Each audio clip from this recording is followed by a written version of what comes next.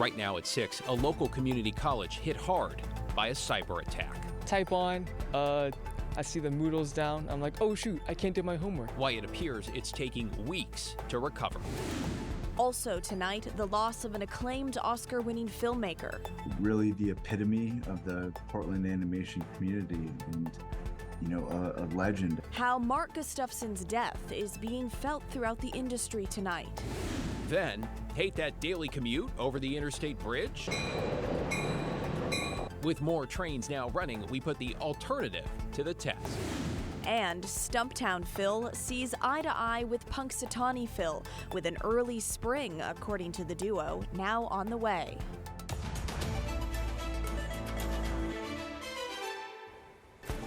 Good evening, everyone. We begin at 6 with a cyber attack that's impacted thousands of local students and faculty. Thanks so much for joining us on this Friday. I'm David Molko. And I'm Blair Best. The attack forced Clackamus Community College to cancel class while administrators tried to figure out what was going on. Ashley Graham's caught up with students today in Oregon City. On January 19th, students at Clackamus Community College weren't able to sign in online. Type on, I see the Moodle's down. I'm like, oh shoot, I can't do my homework. Kainoa Medina is a first-year student studying biology. He quickly texted friends to see if they had the same issue. I was like, hey, is this down for you too, or is it just me? It wasn't just him. 16,000 students and 900 faculty members in the dark, forcing administrators to cancel classes. The school says they were targeted by ransomware. While school is back in session, not all systems in the college's network are back online. Usually this is something like ransomware. A piece of software gets in, it ends up taking hold of their entire environment or most of their environment. Patrick Miller is the CEO of Ampere Industrial Security. He says these type of attacks aren't unique and can take some time to solve. I mean, especially with schools, municipalities, it's actually more common than you'd think. It's usually international actors that do this. It's often international organized crime rings. Miller says these bad actors often copy and save as much sensitive information as they can. It was sinking in. I was like, okay, well, my information's probably stolen. This is kind of this is very unfortunate. And yes, I was very scared. It can be difficult to protect yourself from a hack like this one. The entire attack could come down to one person clicking on a bad link. The bad guys have to be right just once, right? They got to get one person to click on a link. They got to get one person to open the wrong email. A reminder to be diligent, even if an email or website looks real. And it's more and more difficult by the day to actually discern whether these things are real or not. Now, there are still a lot of unknowns here. One of those big concerns, whether hackers got any personal information. The school has not said yet whether anyone's information was stolen. And I did talk with Oregon City Police today, and they say federal agencies have now taken over the investigation. In Oregon City, I'm Ashley Grams, KGW News. All right, let's get to your headlines this evening, starting in Lake Oswego, where police have arrested a man after his mother was found dead inside a home. Police say they found the 78-year-old woman when they went to do a welfare check this morning in a house on Marty Avenue. Details remain limited, but the woman's son, a 52-year-old, was arrested. He is now charged in her death.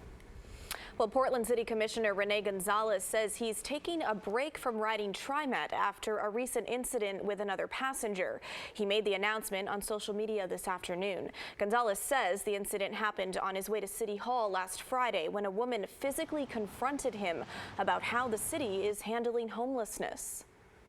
Well, the one that was unwelcome, it was, and there was two of them, two touches, and it's no one has permission to touch someone else on a train. Gonzalez says he got off the train at the next stop. This incident happened last Friday, just a week after someone intentionally torched a car at his house. Tributes are pouring in tonight for a Portland filmmaking legend who suddenly passed away. Mark Gustafson won numerous awards, including an Oscar last year for Pinocchio. He co-directed that stop-motion animated film with Guillermo del Toro. We spoke with the co-founder of Shadow Machine, the Northwest Portland studio that helped bring Pinocchio to life on the big screen. Mark was a world-class creative,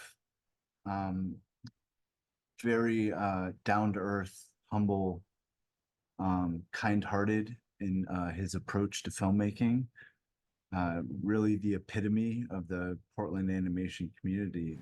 Gustafson reportedly died of a heart attack. He was 64 years old. Providence will pay millions of dollars to Washington patients as part of an agreement with Attorney General Bob Ferguson. Providence must forgive more than $137 million of debt and refund more than $20 million to patients billed for services they could have received for free or at a lower cost. Washington's charity care law requires hospitals to offer free or reduced costs to Washington residents based on their income. In a statement, Providence said its practices comply with the Charity Care Act. And Columbia Sportswear says it plans to lay off between 3% and 5% of its workforce. CEO Tim Boyle made the announcement today during a quarterly call with investors. Boyle painted a tough outlook for 2024 that includes a decline in net sales. He says the company needs to make $75 to $90 million in cuts. Those layoffs, which will primarily impact corporate workers, are expected by the end of March. Matt? All right, thanks, David. Sunset was a little less than an hour ago, but still, there's some light left in the sky out at the Oregon coast, 49 degrees there. And we've got a lot of clear weather in the forecast as we go through the first weekend of February. You can just barely see Mount Hood poking through the gloaming. 26 at Timberline right now, and the temperatures will be cooling off. The snowpack in the Cascades, what a roller coaster it's been. Very low start, only 23 inches in mid-December. By the 1st of January, not much more. But by mid-January, we made up a lot of ground, 100% of average, 97 inches. Thanks to incredible snowfall over about an 8 or 9 day period, we picked up about 100 inches. Then, of course, we got the rain hammer last weekend, and that dropped it down to 86 inches. We're still at 73% of average. But there is hope for more new snow next week. We'll be staying mild through the weekend, patchy morning fog, but lower snow levels next week, and a couple of chances of adding to our snowpack. So we'll dig into that a bit later, guys. Back to you. Sounds like a good weekend, though. Thank you, Matt. 4 suspected drug traffickers are facing federal charges tonight after investigators say they found them transporting 370 gallons of liquid heroin. John Adams is live outside the Multnomah County Jail. So, John, what do we know about these suspects? Yeah, David, we know they were arrested on January 25th in Tigard at a Motel 6. And at that Motel 6, officers seized 2 guns out of their motel room, as well as 8 55-gallon barrels of liquid heroin out of a U-Haul. Police arrested 4 men accused of trafficking huge amounts of drugs. Federal agents said they found them hauling liquid heroin from Yakima, Washington to the Portland area. Officials say they received a tip that these 4 men rented a U-Haul truck in Yakima on January the 24th to deliver a large shipment of drugs for the cartel. Investigators began tracking the 26-foot U-Haul in a red pickup truck traveling together on I-84 near Bonneville, Oregon. The 2 vehicles briefly stopped in a commercial parking lot in Beaverton before heading to a Motel 6 in Tigard. Investigators witnessed the men entering room 115 at the motel. After obtaining a search warrant, members of the Washington County Sheriff's Tactical Negotiations Team entered the room and detained 5 people. They found 2 guns, and a K-9 then alerted officers to the 8 55-gallon barrels of liquid heroin stored in the U-Haul. Not at all. That's why I say this is extremely unusual. We've never seen this before. We asked Chris Gibson with the High Intensity Drug Trafficking Area Program if heroin in liquid form is something their agency has seen before. It's a huge concern. It's something new. We'll continue to monitor it and try and make sense of what it means. One of the men told investigators that he was to receive $10,000 for delivering the drugs and had previously spent time in a Mexican prison for drug activity. According to court documents, drug trafficking organizations are attempting to increase profit margins by transporting liquid forms of heroin. It's also common to see traffickers operating in teams so they can travel long distances with fewer stops, have a lookout for law enforcement, and have extra protection. The 4 men have been charged with possessing heroin with the intent to distribute. Well, and 2 of those men were supposed to make a court appearance here at the federal courthouse in Portland. However, they weren't there for that appearance. We're still working to try to figure out why that appearance was missed. David and Blair. All right, John, thank you.